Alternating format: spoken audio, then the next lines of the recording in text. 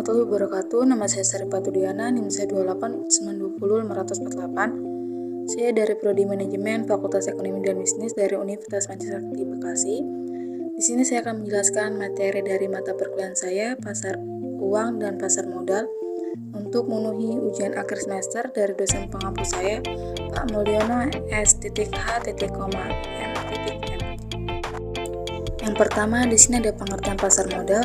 Pasar modal secara umum merupakan suatu tempat bertemunya para penjual dan pembeli untuk melakukan transaksi dalam rangka memperoleh modal. Penjual dalam pasar modal merupakan perusahaan yang membutuhkan modal atau disebut dengan emiten, sehingga mereka berusaha untuk menjual efek-efek di capital market. Sedangkan pembeli atau disebut dengan investor adalah pihak yang ingin membeli modal di perusahaan yang menurut mereka menguntungkan. Pasar modal dibedakan atas dua segmen, yaitu ke-1 non-securities segment, yaitu menyediakan dana dari lembaga keuangan langsung kepada perusahaan. Kedua segmen, yaitu dirancang dengan maksud untuk dapat menyediakan sumber pembelajaran jangka panjang dan memungkinkan perusahaan melakukan investasi pada barang modal, memperbanyak alat-alat produksi, dan menciptakan kesempatan kerja. Selanjutnya di sini ada jenis pasar modal.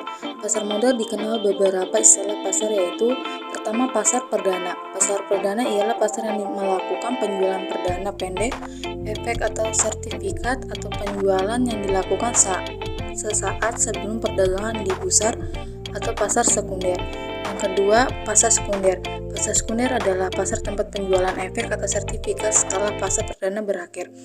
Ketiga ada bursa paralel.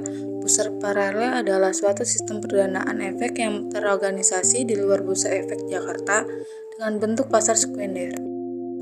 Selanjutnya di sini ada manfaat pasar modal yang terdiri dari ke-1 bagi investor. Sebagai pemegang saham, investor memperoleh dividen, sedangkan sebagai pemegang obligasi, investor memperoleh bunga tetap atau bagi hasil atau pendapatan.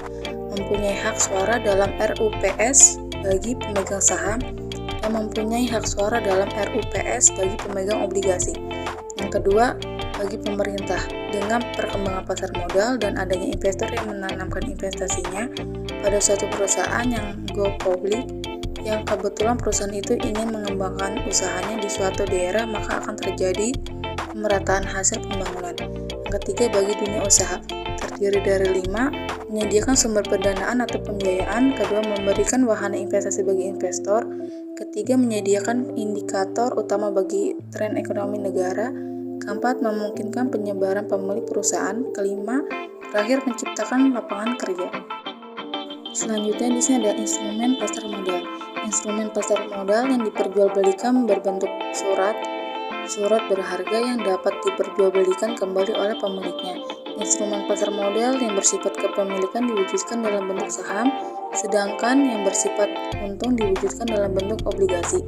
Yang pertama ada saham atau disebut dengan stok, kedua obligasi atau disebut dengan bonds, ketiga surat berharga turunan atau disebut dengan derivatives, yang keempat ada reksadana. Selanjutnya di sini ada para pemain di pasar modal. Pemain utama dalam capital market adalah perusahaan yang akan melakukan penjualan atau disebut dengan emiten, dan pembeli atau pemodal disebut dengan investor yang akan membeli instrumen yang ditawarkan oleh emiten.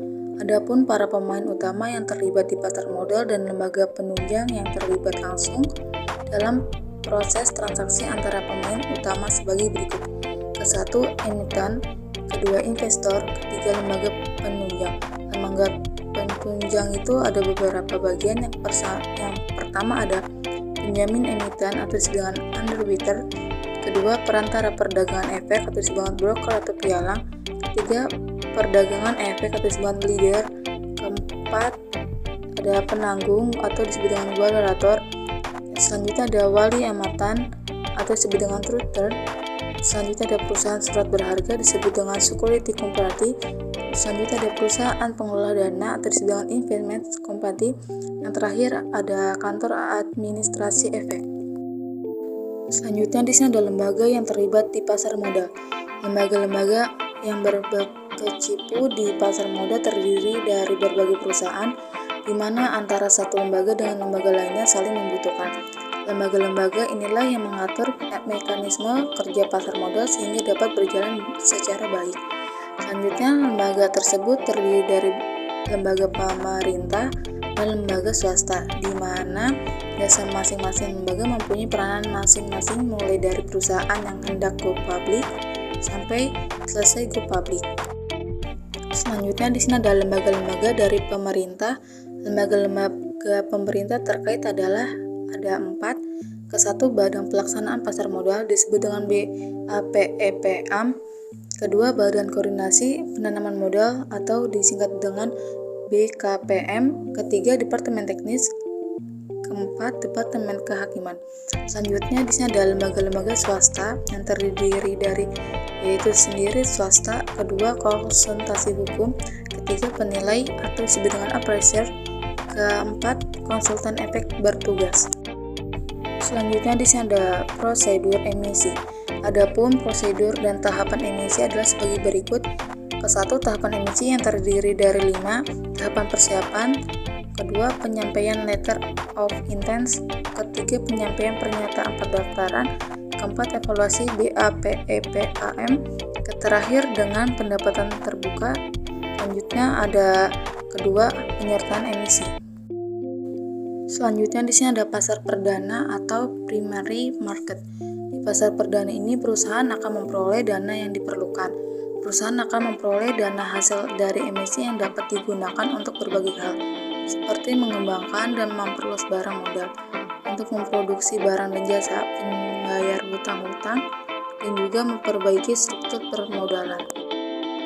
Terakhir yaitu kesimpulan dari definisi pasar modal berdasarkan Kamus Pasar Uang dan Pasar Modal adalah pasar koreks atau abstrak yang mempertemukan pihak yang menawarkan dan membeli dana jangka panjang, yaitu jangka waktu 1 tahun ke atas.